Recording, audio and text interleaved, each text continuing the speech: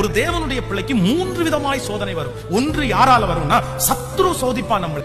இரண்டாவதாக சில நேரத்திலே ஆண்டவர் உங்களை உயர்த்துவதற்கு கர்த்தர் சோதிப்பார். சில சிக்ஷைகளை, சில பரீட்சைகளை ஆண்டவர் உங்களுக்கு அனுமதிப்பார். ஒரு பொண்ணு எப்படி அக்னிக்குள்ள சோதிக்கப்படுதோ அப்படி உங்களை பொன்னாக விளங்க பண்றதற்கு கர்த்தரே அந்த மாதிரி அனுமதிப்பார். ஆண்டவரே உங்களுக்கு அந்த மாதிரி ஆட்களை அனுப்பி விடுவார். ஆனா அந்த சோதனைகளையும் ஆண்டவருடைய பிள்ளையை ஜெயிக்கணும். மூன்றாவது, அவனவன் தன் சொந்த சுய இச்சையினாலே இழுப்புண்டு சோதிக்கப்படுகிறான். நீங்க செஞ்ச பாவத்தினால சோதனை வரும், அதையும் நீங்க ஜெயிக்கணும். பாவத்தினால வர சோதனை நீங்க எப்படி ஜெயிக்கிறதுனா கர்த்தர் சமூகத்துல போய் அழுது, ஆண்டவரே நான் தப்பு பண்ணிட்டேன், நான் மீறுதல் பண்ணிட்டேன், நான் செய்தது தவறு, அதனாலதான் நான் இப்படி இருக்கிறேன், அதனாலதான் என் குடும்பம் இப்படி போயிருச்சு, அதனாலதான் என் வாழ்க்கை இப்படி போயிருச்சு, என் பிரச்சனைக்கு நான் தான் காரணம், என் சோதனைக்கு நான் தான் காரணம், என்ன மன்னிச்சிருங்க ஆண்டவரேன்னு நீங்க கர்த்தர் சமூகத்துல விழுகிறது தான் அந்த சோதனையை ஜெயிக்கிற ஜெயம்.